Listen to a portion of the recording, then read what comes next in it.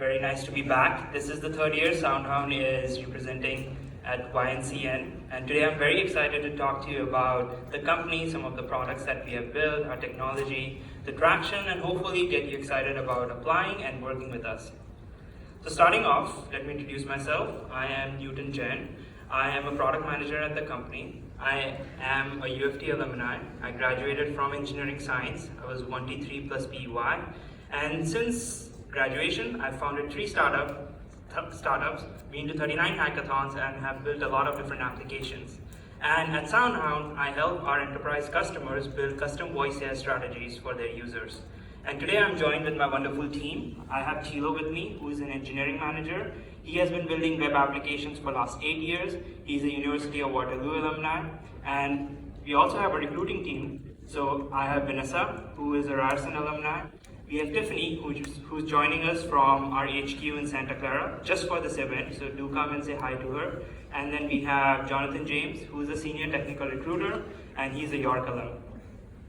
So the agenda for today is quite straightforward. I want to talk to you about the company, the vision, what kind of products we are building, and then I'll hand it over to Tilo, and he will talk to you about the teams that we are hiring for, what kind of technologies do they use, what are the challenges they are facing, and how you can apply your creative problem-solving skills to solve those challenges. And then we'll open it up to any Q&A that you might have. Okay, so to start off, SoundHound is an AI company. It turns sound into understanding and actionable meaning. You might recognize us from the main SoundHound application, which is the music recognition application that's available on Android and iOS.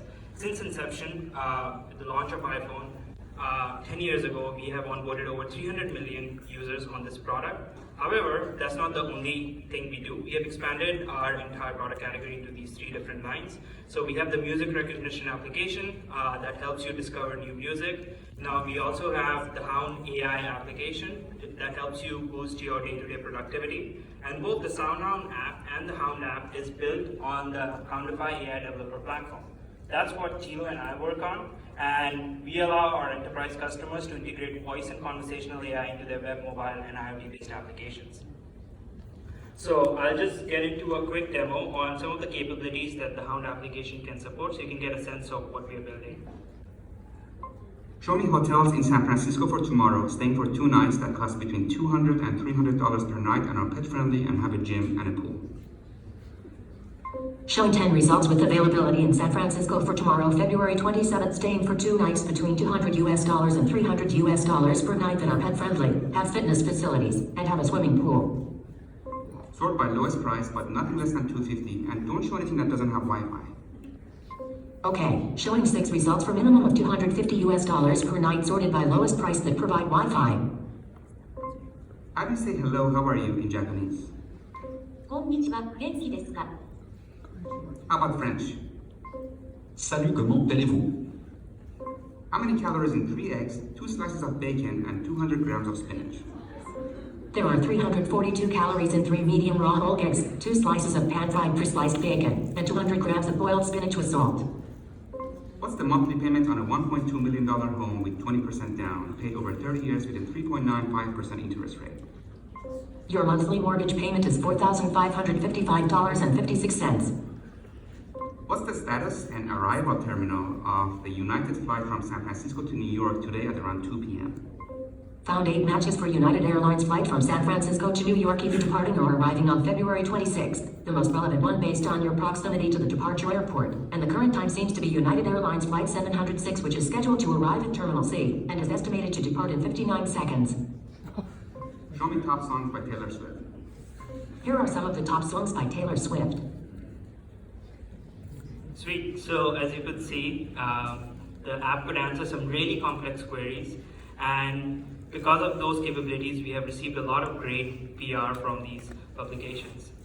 And the reason why we are able to handle such complex queries is because of the platform that we have built that powers this application, which is the Houndify platform. And since the inception, we have onboarded around 80,000 developers on the platform that have released over 1,200 products.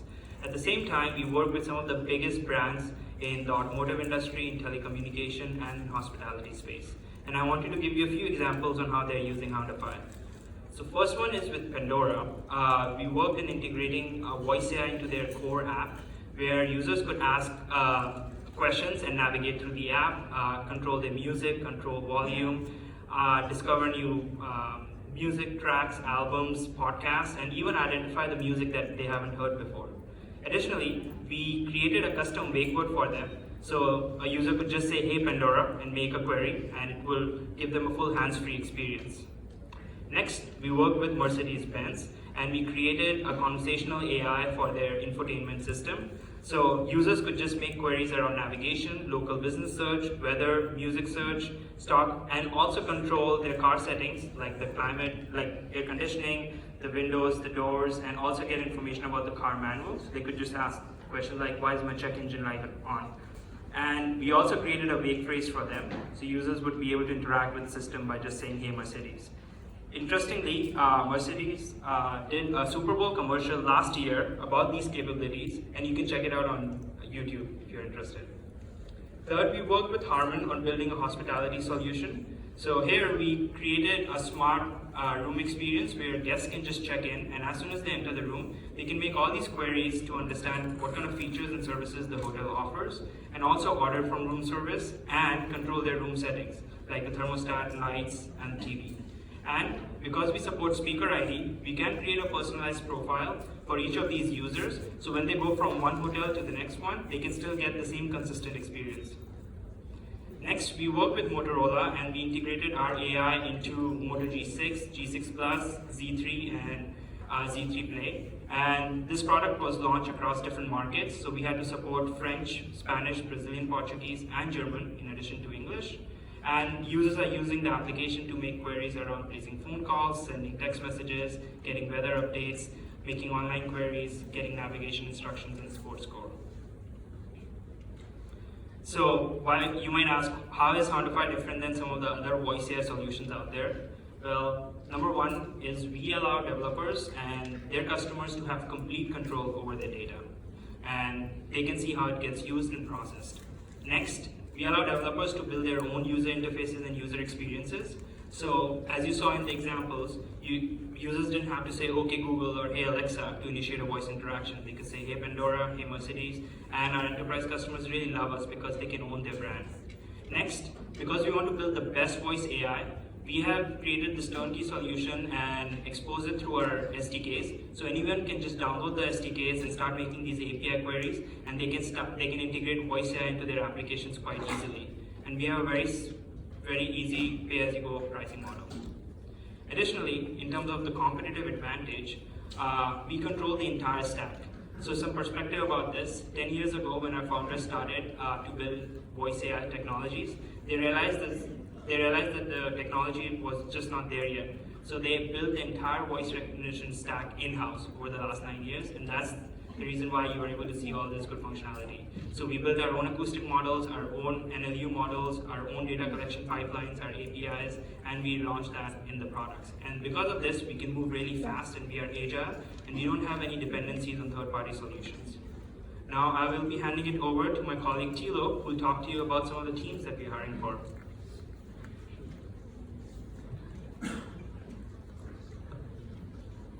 Testing, everyone can hear me? Cool. Awesome.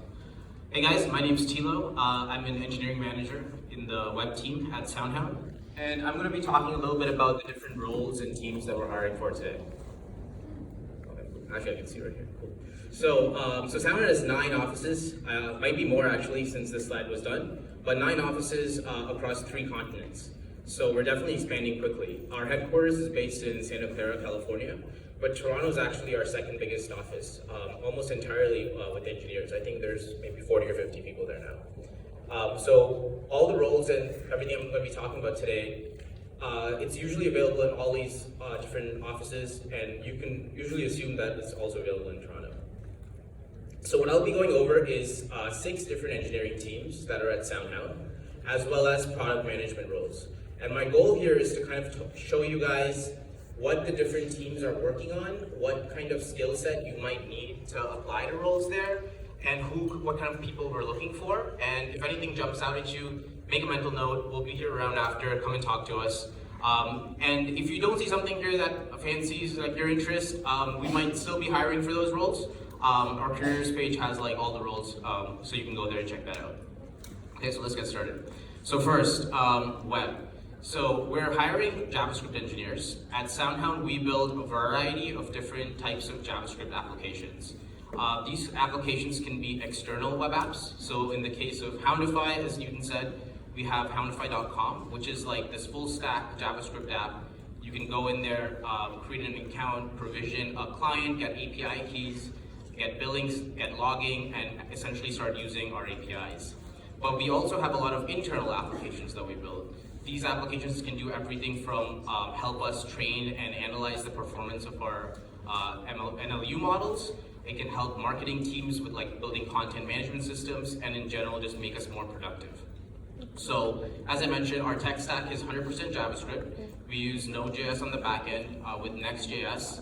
On the front end, we use React and a bunch of other libraries related to that. We're actually moving to TypeScript now, and all our JavaScript engineers are essentially full stack engineers. They can work comfortably across the stack. So one day you might be working with optimizing database queries, the next day you might be on the front end. So we like folks who are comfortable across the stack.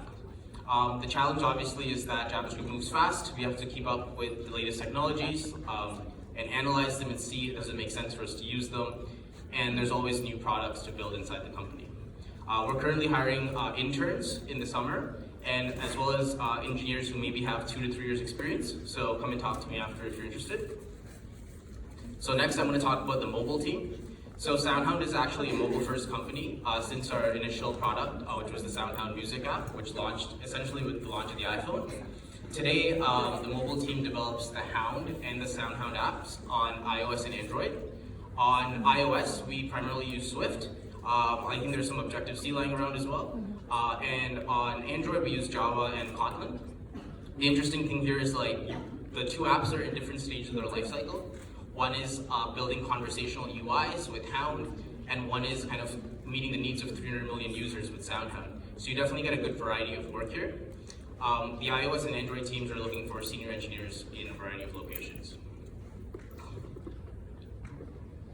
Cool. So next I want to talk about NLU, or Natural Language Understanding.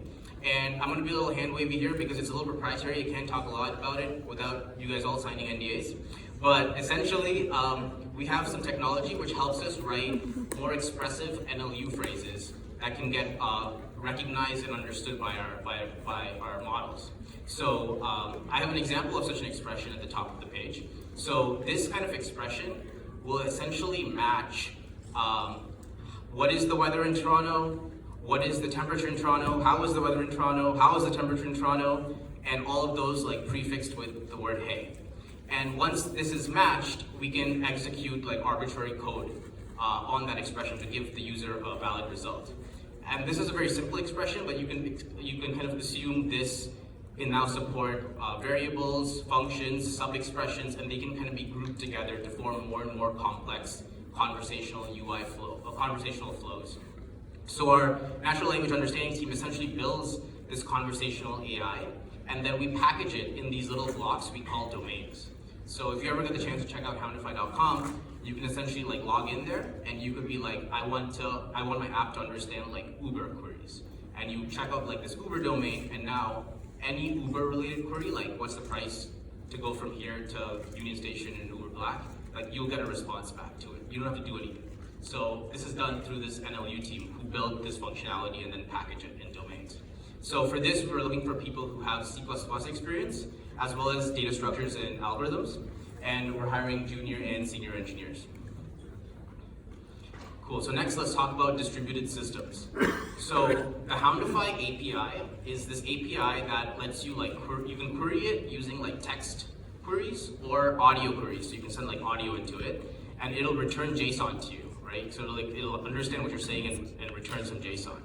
And this has to be deployed in different data centers around the world, because we have customers from everywhere from like Asia to North America. And for this API to be reliable and always on, it needs other microservices that power it to be in those data centers along with it. For example, we have something we call like an authentication proxy. So anytime someone makes an API request, we have to authenticate it, because otherwise like someone could like DDoS us, right, and take us down. So it authenticates each request, but this has to be done very quickly, and it can't go down, because if it goes down, essentially the API is down. Another example is like payments. So when you make a request and it's successful, that person has to get billed somehow. And so the distributed systems team builds these microservices that power the Houndify platform. And this is done using Go and Java primarily, and they use Kafka, which is a message bus, to get the events, and MongoDB to store them. So they're also hiring for junior and senior engineers in a variety of locations, including Toronto. Okay, so I've talked about a bunch of different things: web, mobile, distributed systems. So someone has to make sure that all this stuff is up and running. And if it goes down, that we know why it's down and how to bring it back up. So that falls to the Site Reliability Engineering team, or as we call them, SRE. So what we do at SoundHound is we write what we call infrastructure as code. So this basically means instead of deploying an application like manually, you actually deploy it through a set of config files, which can be stored in source control. And now you can reliably deploy and redeploy that application and know that it's always in the same state. So the Site Reliability Engineering team's role is to make sure that things are up and running consistently, and if something goes down, that we can track why it's down. We do that through tools like Prometheus, which is kind of like a framework to give you metrics on the state of an application, like response times, and like ELK, which stands for Elasticsearch, Logstash, and Kibana, which are like logging solutions. Site Reliability Engineering team, as you saw there, also looking for junior and senior engineers. Okay, cool. Let's talk about machine learning. So machine learning is a core competency at SoundHound. We use it in all of our products, and we use it in a variety of different ways, which I can't cover all of that today. But I'm going to talk about two branches of it very briefly. One is acoustic modeling, and one is language modeling. So in very basic terms, an acoustic model is a model where it takes audio signals as an input and returns a set of phonemes that it thinks matches that audio. So if I give it an audio like that says weather, it will return the phonemes we and der. And this is important because those phonemes can then be used by a language model to try to understand like what is this person trying to say. And the reason an acoustic model is difficult is because it has to account for accents and noise, background noise, because people say the same thing in different ways. So the acoustic modeling team builds these acoustic models. They also build something called speaker ID, which is if two people say the same thing, trying to deduce who said which based on the tone and pitch of your voice and other things. And also wake words, which is also keyword spotting. So this is like your OK Hound or your Hey Google. So an ambient noise, listening for a certain phrase, and when that phrase is said, to like start the system. Conversely, the language modeling team, a language model is essentially a model which says, given like a set of phrases, what is the probability of a word coming next? So for example, I could say the phrase recognize speech and the phrase recognize beach, and they both sound very similar, and maybe like the acoustic model thinks like the phonemes are the same, but like the language model should be able to understand, like given the context and what I'm saying, which is more likely, and therefore how should I respond? What I'll also say is like the ML teams, they need, like roles in this team need a bit of R&D experience. Like you should be comfortable doing R&D and implementation, because we do spend some time reading papers, attending conferences, and then gathering ideas from that and trying to build new models. So on that note, in terms of the stack that we use, primarily knowledge with C++ or Python, because most of the ML frameworks are using one of those technologies, notably TensorFlow or PyTorch. Also algorithms, obviously, and statistics and probabilities in an ML context, because you have to use probabilities to deduce results. What we're trying to build is the best voice recognition system for multiple languages and multiple accents. And the challenge is that even if you have great models, we have to constantly try to improve and make something more accurate. So we're looking for engineers here who have some domain knowledge. So if you've used machine learning in any of these contexts, come and talk to us after. Lastly, I want to talk about product management. So product managers are very, very important, because what they do is they coordinate between engineers and customers. So their roles are to ensure that the customers have what they need to build good products, but also to take the learnings and feed it back to engineering so we can build a better platform. So the next customer that we hire or that we acquire is in a better position. And since we're building a developer-facing product here, which is an API, our product managers are still relatively technical. So in addition to knowing stuff like Google Suite or Slack or Jira, it's also helpful to know like a scripting language, maybe Python or JavaScript or something, some SQL for like getting data and manipulating it, and maybe some version control like Git. And the challenge obviously is you're managing multiple customers, they all have different needs, and you're managing multiple deadlines, and kind of juggling everything is an art. For product management, we're looking for interns and junior PMs. Come and find Newton if you're interested. Okay, cool. Last slide for me. Before I go, I want to talk a little bit about culture. All of you guys, I'm sure, are very smart, very capable, and you'll all have really good careers regardless of where you intern or get a full-time job. If I could give like one suggestion, having like stood there like a few years ago, it's that you should take some time to think about what kind of company do you want to work at and what kind of people do you want to work with, because you're going to spend a lot of your time there. So at SoundHound, our culture is kind of based on trying to learn from each other, very transparent, and enjoying what we're doing because we're trying to build something. As an engineering manager, I can tell you that my priority is to make sure that engineers feel like they have an impact, that they understand why they're building something, and that they feel like their work is meaningful. So if this sounds like something that interests you, then tomorrow, I believe we'll be outside these doors, is that correct? Yeah, okay, outside these doors at 10 o'clock, we'll have a booth. We'll be here from 10 to 4. So come and grab us if you want to chat about anything, and if any of this sounds interesting at all. That's it, but before you start clapping, we'll start the Q&A, but I also want to say, so in case you're interested in applying full-time applications, go to soundhound.com/careers. Intern applications, go to that intern link. And everyone, regardless of which application you go with, scan that code. If you don't have a QR code scanner, go to that bit.ly URL. We're kind of expect like a lot of applications. So filling out the form at that QR code will help us keep in touch with you so that we don't lose you in the application pile. That's pretty much it. We can start the Q&A now, I guess. So we'll be holding on for the questions for now. Oh, okay. After the presentations, there'll be a session where our keynote talks and our keynote speakers are going to be sticking around. So if any of you guys have questions, you can hold on to them, and I'm sure they'll be happy to answer. Thanks, guys.